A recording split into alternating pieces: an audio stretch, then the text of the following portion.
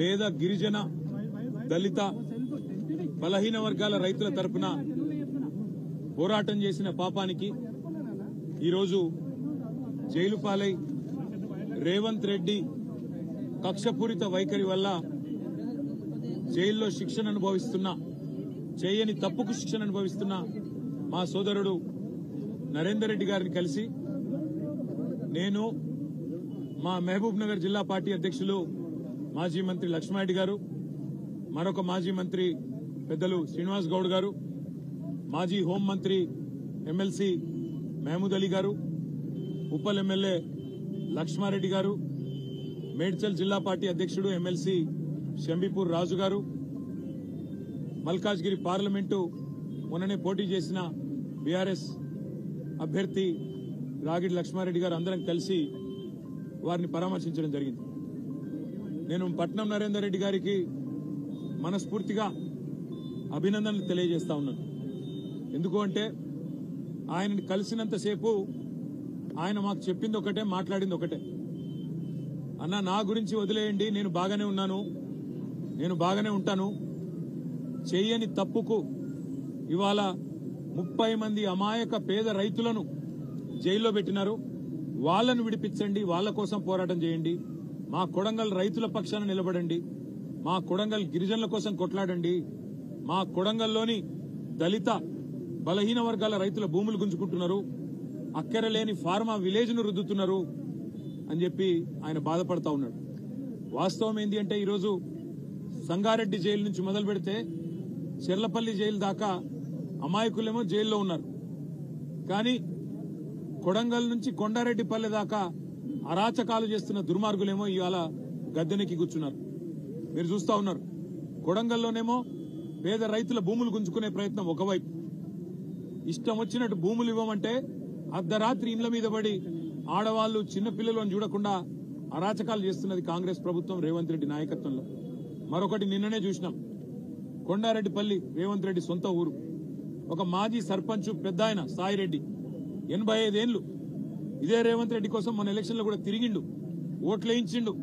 అట్లాంటి పెద్ద ఆయన మీద కూడా ఇవాళ పగబట్టి ఆయన ఇంటికి అడ్డంగా గోడగట్టి తవ్వలేకుండా చేస్తే ఆ క్షోభ, ఆ అవమానం సొంత ఊరిలో సర్పంచ్ గా పనిచేసిన ఊరిలో ఇంతటి అవమానం అని చెప్పి ఆ క్షోభతో నిన్న ఆత్మహత్య చేసుకున్న పరిస్థితి. ఇవాళటి కూడా కల్వకుర్తిలో ఆయన భౌతిక కాయం ఇంకా అట్లే ఉంది. నియంతల పాలనలో, దుర్మార్గుల పాలనలోనే ఇట్లాంటి ఆంక్షలు చూస్తాం. ఇండ్ల కడ్డంగా గోడలు కట్టే పరిస్థితి ఎక్కడన్నా ఇదివరకు ఉండేనా? మేం లేదా ప్రభుత్వంలో 10 ఏళ్లు ఎన్నడన్నా ఇట్లాంటి వార్తలు విన్నారా? సొంత ఊరైతే, సొంత కాన్స్టిట్యున్సీ అయితే నీ సామ్రాజ్యమా? నువ్వేమైనా రారాజువా? నువ్వేమైనా చక్రవర్తివా? లేక 1000 ఏళ్లు బతకనికి వచ్చినవా? సొంత ఊరైతే, సొంత నియోజకవర్గం అయితే నేను ఆడింది ఆట, పాడింది పాట అంటే నువ్వు నియంత కాదు, నువ్వు చక్రవర్తివి కాదు రేవంత్ రెడ్డి. నీలాంటి వాళ్ళు చాలా మంది కొట్టుకపోయినారు, నువ్వు కూడా కొట్టుకపోతావు. ఒకటి మాత్రం పక్కా, ఇవాళ కొడంగల్ నుంచి కొండారెడ్డిపల్లె దాకా కాంగ్రెస్ ప్రభుత్వం చేస్తున్న అరాచకాలు, శిశుపాలుడి తప్పులు ఎట్లయితే ప్రజలు ఆనాడు లెక్కబెట్టినారో ఇప్పుడు రేవంత్ రెడ్డి పాపాలు కూడా అట్లే లెక్కబెడతా ఉన్నారు. భూ కుంభకోణాలు, ఫార్మా విలేజ్ల పేరిట చేస్తున్న దౌర్జన్యాలు, పేద గిరిజన రైతుల మీద, వారి కుటుంబాల మీద అర్ధరాత్రి బందిపోట్లను పట్టుకుని తప్పుడు పోయినట్టు 100 మంది పోలీసులు పోయి దాడి చేయడం, విచ్చలవిడిగా అధికారం ఉంది కదా అని చెప్పి ఇవాళ సాయిరెడ్డి గారు గాని, అనుముల గురవారెడ్డి గాని ఆత్మహత్యలు చేసుకునే విధంగా వారి మీదకి ఒత్తిడి తెచ్చి సొంత గ్రామంలో చేస్తున్న అరాచకం, ఇవన్నీ కూడా పాపం పండే రోజు దగ్గరలోనే ఉన్నది. నీకంటే పెద్ద పెద్ద నియంతలు కూడా కొట్టుకపోయినారు. కానీ నిజంగా కూడా ఇవాళ పట్నం నరేందర్ రెడ్డిని కలిసిన తర్వాత చాలా గొప్పగా అనిపించింది మా అందరికీ. లక్ష్మారెడ్డి గారు, నేను, శ్రీనివాస్ గౌడ్ గారు, మహమూద్ అలీ గారు, లక్ష్మారెడ్డి గారు మేమందరం మాట్లాడుకుంటూ వస్తా ఉన్నాం. అదే నరేందర్ ఎంత ధైర్యంగా ఉన్నాడు, నా కోసం కాదన్నా మా రైతుల కోసం కొట్లాడాడని చెప్పినాడు. మా మహబూబాబాద్ లో మీరేదో సంఘీభావంగా ధర్నా పెట్టినారంటే బాగా చేయండి అని చెప్పి విజ్ఞప్తి చేసినాడు.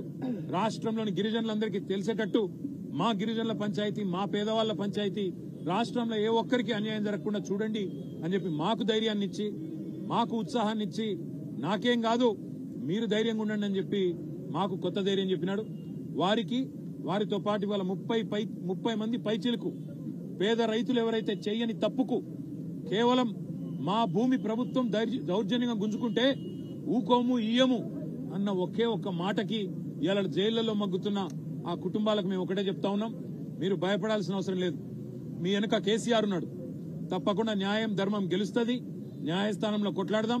మిమ్మల్ని రేవంత్ రెడ్డి 4 రోజులు జైల్లో పెడతాడేమో కానీ తప్పకుండా భవిష్యత్తులో మళ్ళీ రేవంత్ రెడ్డికి రాజకీయ భవిష్యత్తు లేకుండా చేసే గుణపాఠం చెప్పవలసిన బాధ్యత మన మీద ఉన్నదనే మాట కూడా రాష్ట్రంలోని పేద గిరిజన బలహీన వర్గాల రైతాంగానికి విజ్ఞప్తి చేస్తూ మీ అందరికి కూడా పాత్రికేయ మిత్రులకు కూడా ధన్యవాదాలు.